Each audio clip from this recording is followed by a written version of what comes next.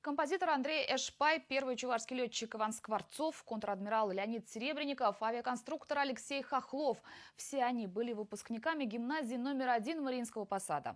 Одно из старейших учебных заведений республики отметило 200-летний юбилей.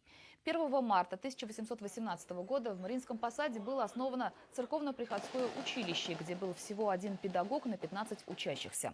За свою долгую историю образовательное учреждение не раз меняло здание и статус. Это была и трудовая школа, и высшее начальное училище. Средней она стала только в 1934 году, а гимназия в 2000-м. 6 лет назад был возведен пристрой, а недавно реконструировали и основное здание учебного заведения. На это из республиканского бюджета выделили более 160 миллионов рублей. Я помню, мы учились в разных зданиях. У нас было 5-6 зданий. Детям приходилось учиться в одном здании, а на завтраки, на обеды мы бегали вот в эту основную школу. Классы были холодные и темные.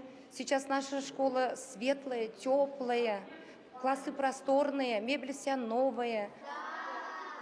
Сегодня здесь обучается более 500 детей. Гимназия – пилотная площадка для реализации сразу нескольких всероссийских проектов, в том числе по финансовой грамотности и развитию мини-футбола. Есть здесь и творческие мастерские по робототехнике, и шахматный кружок.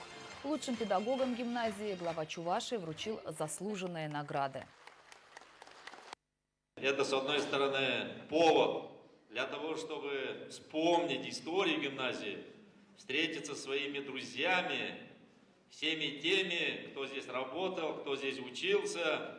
После завершения кто-то стал государственным деятелем, кто-то стал политическим деятелем, кто-то настоящим просто профессионалом своего дела.